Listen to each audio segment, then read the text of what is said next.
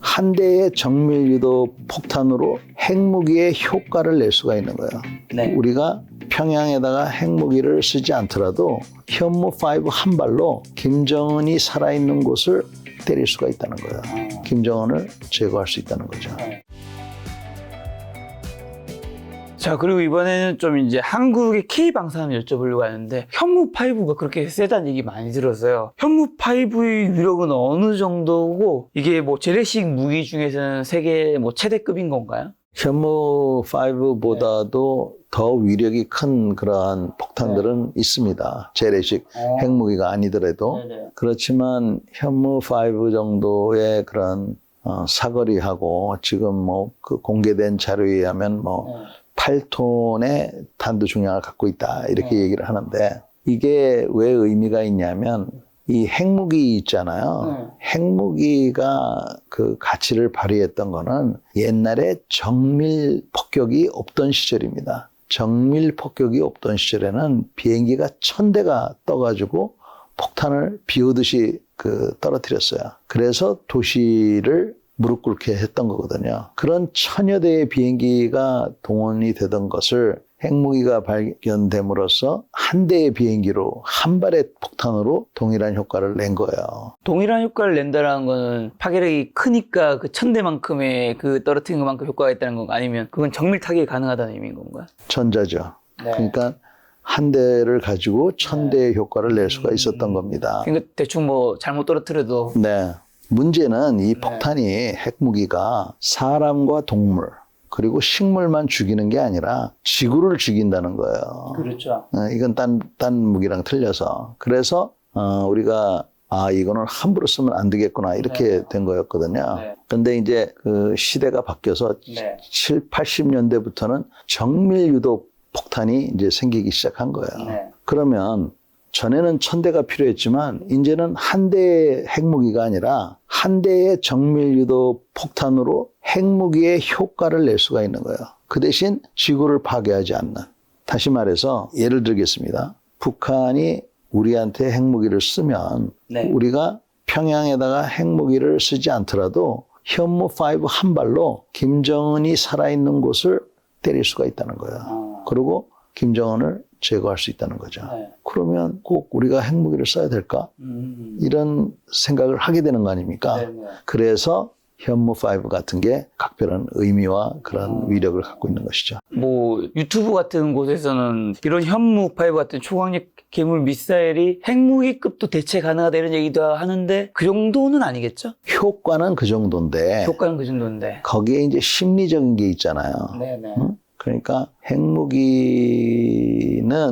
사실은 갖고 있어도 쓰기는 쉽지 않은 무기입니다. 그러니까 제정신인 사람이라면 야, 이걸 눌러가지고 뭐 어떻게 있겠어요? 다 같이 죽자는 건데. 그러니까 아까도 말씀드렸지만 지구를 파괴하는 거기 때문에 그 어떤 인간도 그럴 권리는 없어요. 그죠? 그러니까 그런 무기이기 때문에 갖고 있더라도 사실은 쓰지 말아야 될 무기거든요. 그래서 이건 이제 철학과 도덕이 이제 섞이는 그런 문제라서 아주 복잡한 그런 사안입니다. 현무5는 그러면 쏘면 이게 국제사회에 비난을 받을 정도의 그건 아닌 건가요? 현무5 쐈다고 비난하는 나라의 의견은 들을 필요도 없다고, 일고의 가치도 없다고 생각합니다.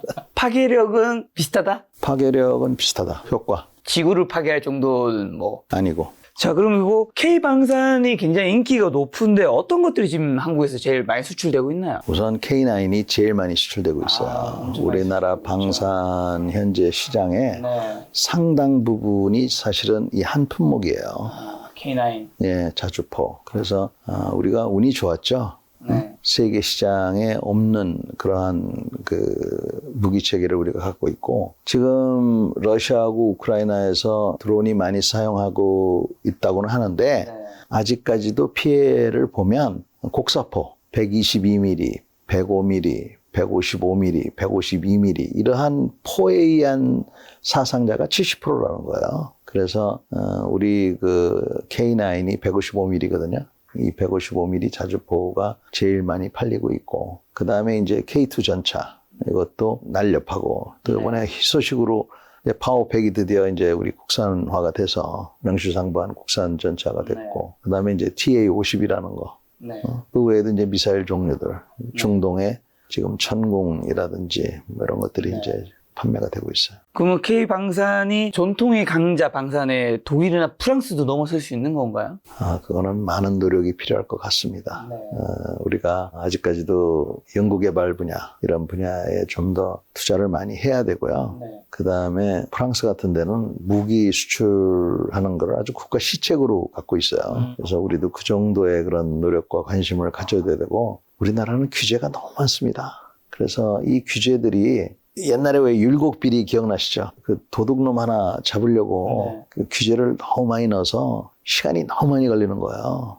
제 생각에는 규제를 좀 많이 없애고 그 대신 부정을 하는 사람은 사형을 시켜야 된다고 생각해요. 그리고 이런 것들이 아주 강력한 처벌을 통해서만이 되는 것이지, 돈이나 좀 추징금이나 좀 내고 한 10년 살다 나오는 이런 건 안 되고, 무기징역, 사형, 이 무기와 관련된 거, 먹는 것과 먹는 거 옛날에 장난 많이 쳤잖아요. 애들 막, 그런 거 없애듯이 처벌 강화하고 그 대신 규제는 좀 많이 좀 없애서 이게 사업이 좀 빨리빨리 갈 수 있도록 또 좋은 사업이 갈 수 있도록 그렇게 해야 된다고 생각합니다. 그럼 K방산의 발목을 붙잡는 거는 그런 규제 또 뭐 그 밖에도 있을까요? 규제가 제일 크고요.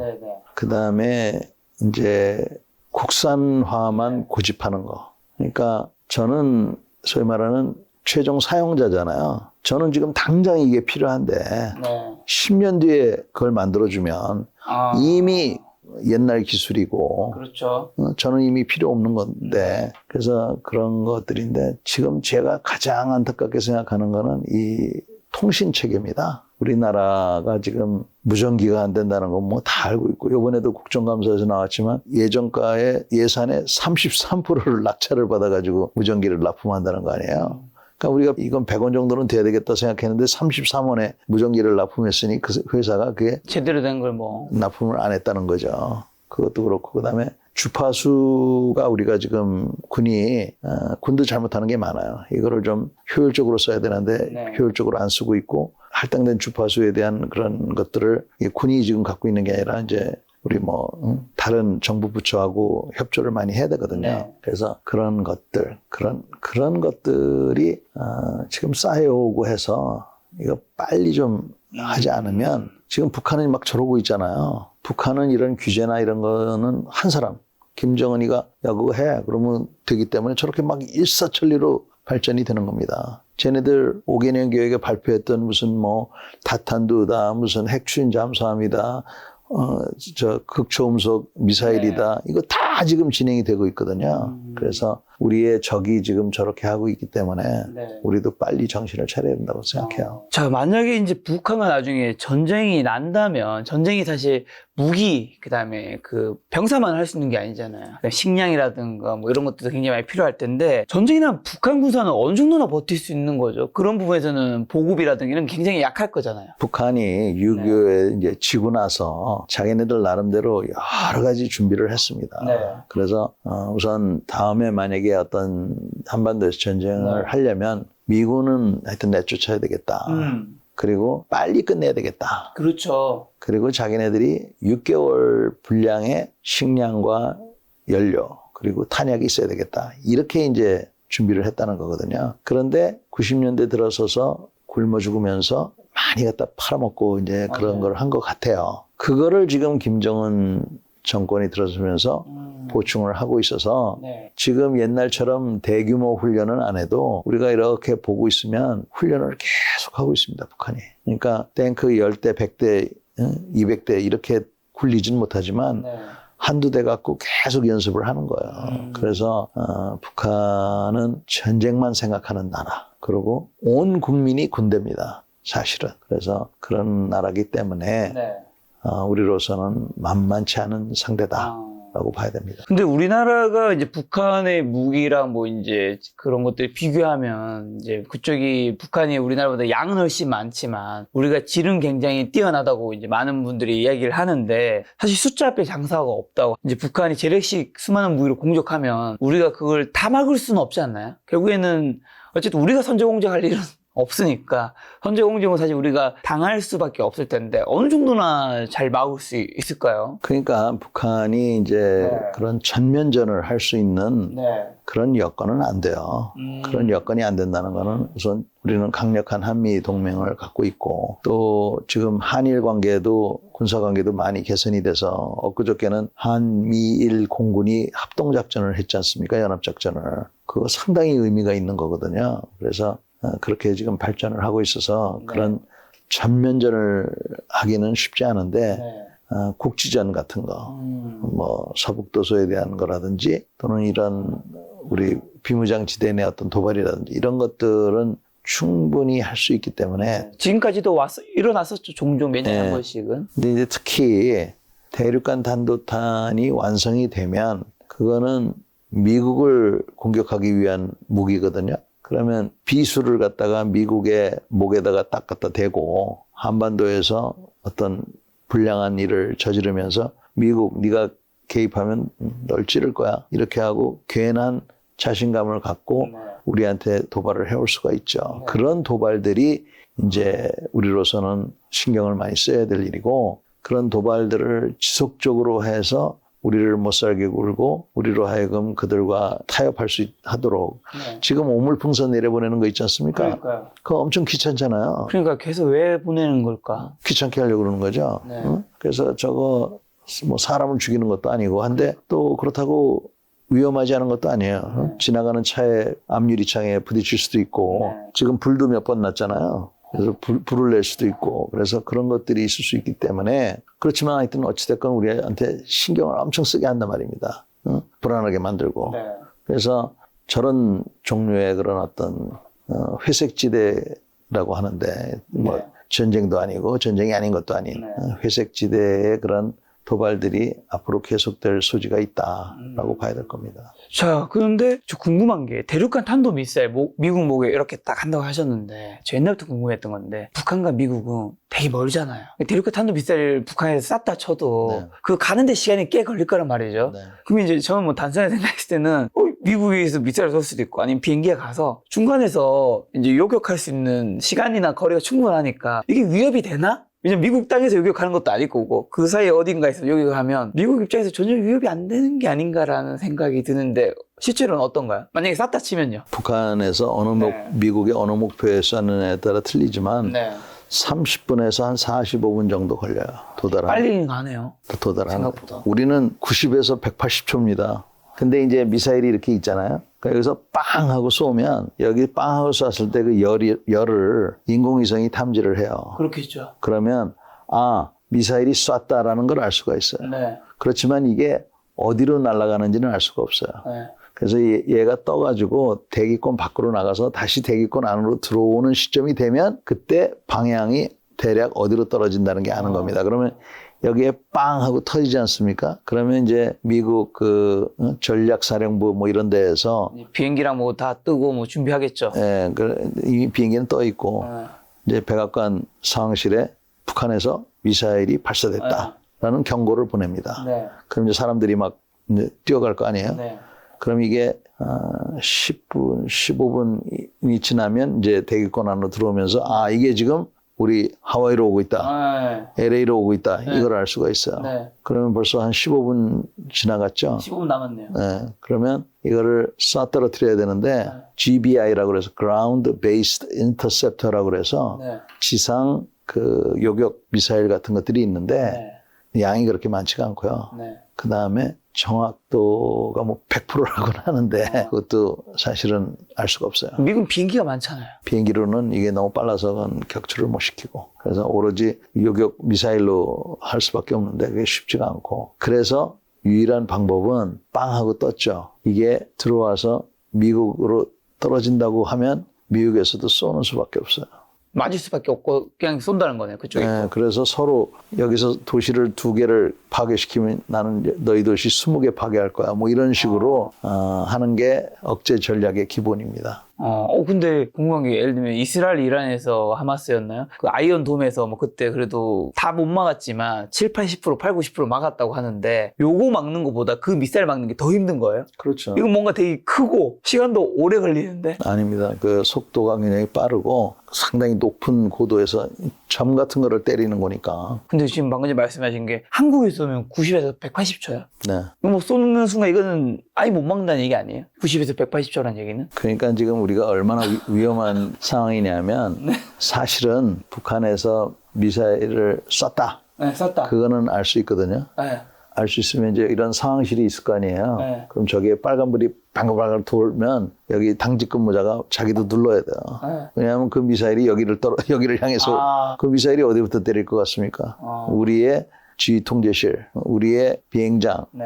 우리의 항만, 군사시설 이런 데 때리거든요. 그러니까 제가 이제 상황실에 근무하고 있는데 빨간불이 돌아갔다 그러면 전화 걸 새도 없어요. 일단 우리도 쏘고 이제 보고를 하는 거겠네. 네, 그래서 이게 굉장히 위험한 겁니다. 그럼 이제 북한에서 만약 한국을 그렇게 선제 공격하면 당연히 서울에 이제 용산 대통령이 있는 곳이랑 그다음에 계룡, 그다음에 뭐 부산이나 이런 항만 쪽 이 세 군데가 제일 주요 타겟이 될 확률이 높겠네요. 그 외에도 타겟이 많습니다.